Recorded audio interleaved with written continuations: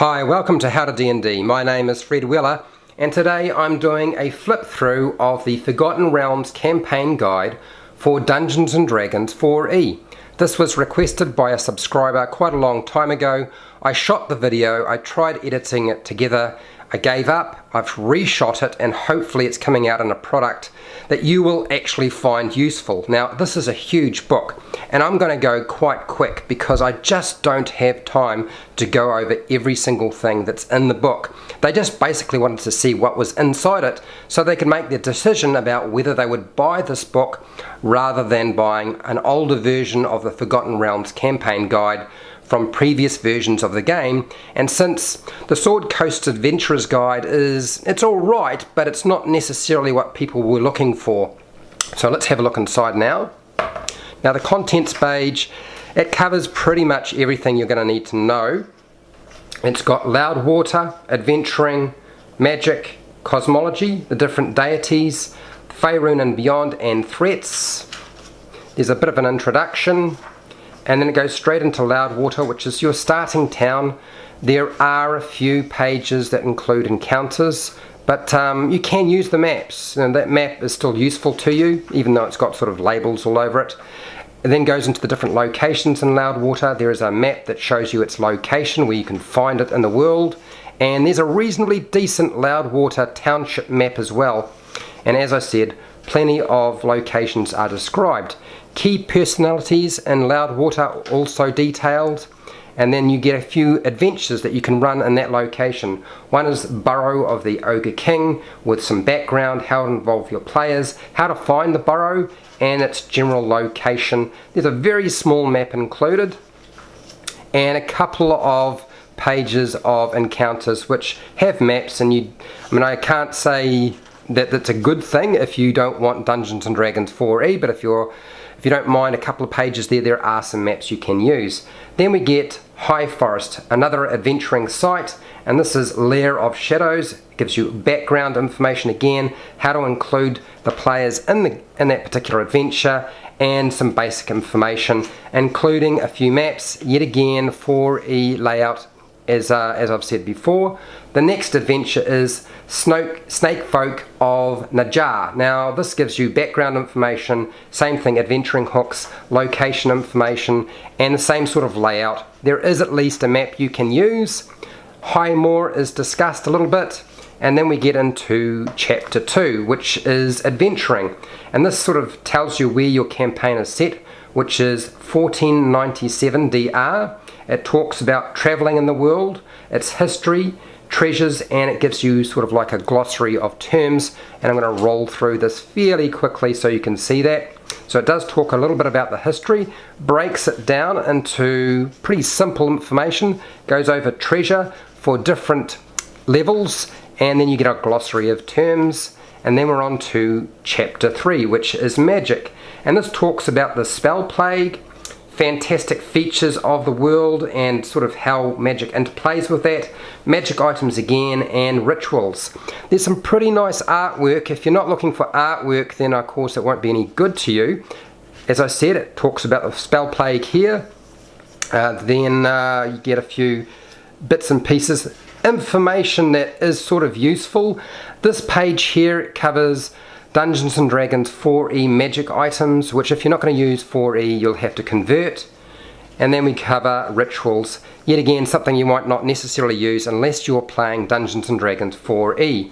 Then we cover chapter 4, which is cosmology, and this talks about the astral sea, the elemental chaos, the Feywild, and the Shadowfell.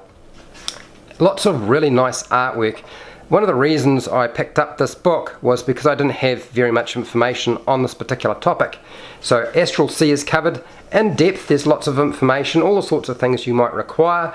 Elemental Chaos, nice detailed breakdown of how that works. And then we go into the Feywild, the Shadowfell, and then we're on to chapter 5, which is the Pantheon. All the gods, the greater gods, the ex-archers, the primordials, and archdevils.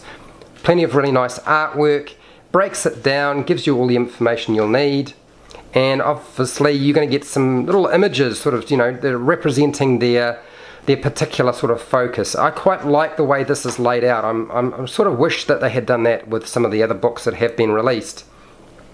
Primordials, Archdevils covered, and then you get a chart basically that sort of breaks it all down into their name, their alignment, their gender, their sphere, where they're located, their dominion, sort of what priests they might have, and also sort of some adjectives that might be involved in terms of describing them, which I'm not sure that's necessarily that useful, but maybe it is.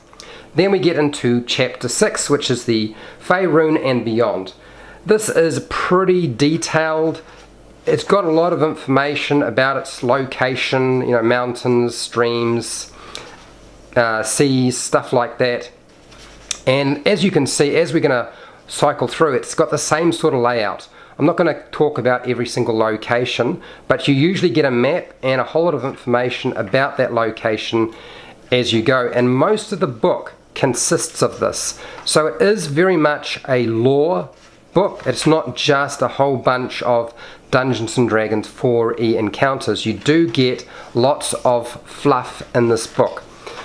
And I can cycle through here for ages. As you can see, they've broken it all down. You don't have to worry too much about the maps being smaller, because this book includes a large blow-up map. It'll cover pretty much your whole dining room table, and they've just taken those sections off the original map, which is huge. I'll just cycle through here.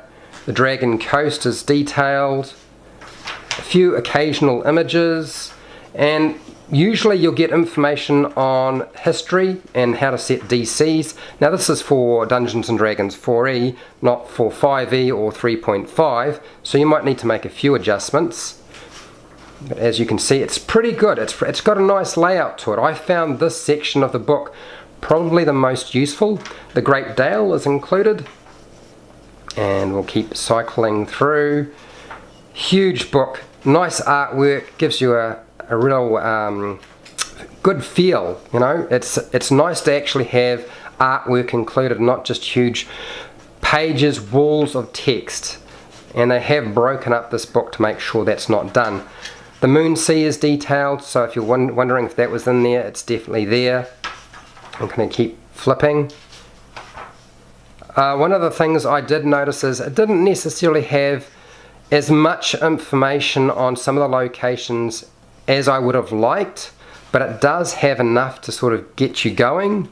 And the one location which you're probably going to use the most, which is coming up very shortly, is the one that I found most frustrating. So the Sea of Fallen Stars is detailed, if you're wondering. Now, Water's Deep is one of the key locations that you'll find in any adventure.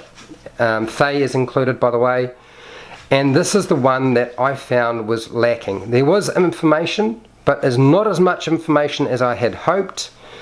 You might have noticed so far, as I flip through here, that it's all alphabetical. So Water's Deep, here we go, Water's Deep is included. You get a couple of pages of information, I would say maybe 6 pages, and then we're on to the next section.